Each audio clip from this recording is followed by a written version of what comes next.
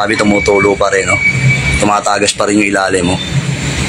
Bumigay sa ilalim sigurado. Hindi naman siya pumutok, kundi sa tingin ko baka yung sealant bumigay na. Baka matagal na yung sealant nito. Eh mga kabi, ito po pala yung ating aquarium na tumagas. Eh mga kabi, oh, makikita po natin yung yung pinagtagasan ng ating aquarium kung nasaan. Ayan.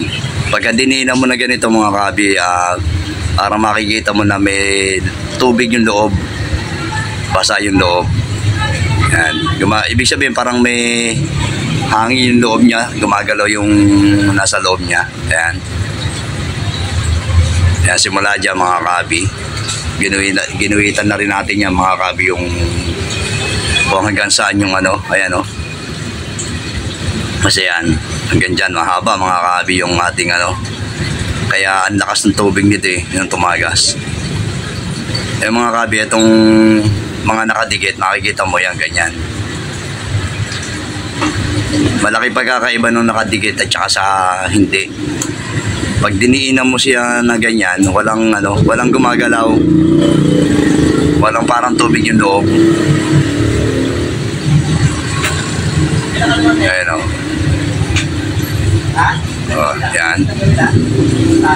Yan, ganyan mga kabi nakadikit. Oh. Mapansin niyo yung kulay nung salamin, yung pinaganoan niya, no? Iba yung iba talaga yung nakadikit. Ayan, tingnan niyo, maputi.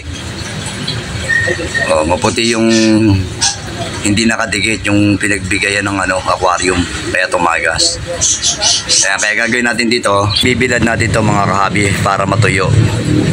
Ayan. Tinapat na natin sa araw yung may angat yung pinagbigayan ng aquarium natin. Ayan. Hanggang sa matuyo yan. A few moments later. Ito na mga kahabi, inaayos na natin yung ating aquarium. Tinatanggal na natin yung mga sealant na nakadikit. Ayan. Basa yung sealant. Ibig sabihin nakaangat na talaga yung mga sealant nito mga kabi. Tatanggalin natin ng maayos yung yung mga sealant mga kabi, kasi i-re-reseal natin to. Re-resealant natin to mga kabi para kumapit ng gusto yung yung sealant na ilalagay natin. Eh mga kabi, natanggal na natin yung sealant.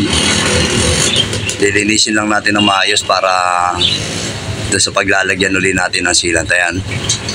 Binuo na natin tanggalin yung sealant dito mga kabi para lahat bago. Ayan o. Ay mga kabi o.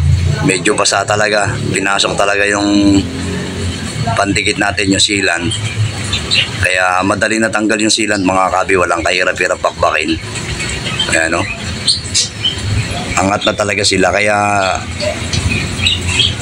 bumigay yung natin, yung aquarium. Siguro matagal na tong aquarium na to kasi second hand lang to na nabili natin mga kabi. Eh mga kabi, bumili na tayo ng sealant. Yan.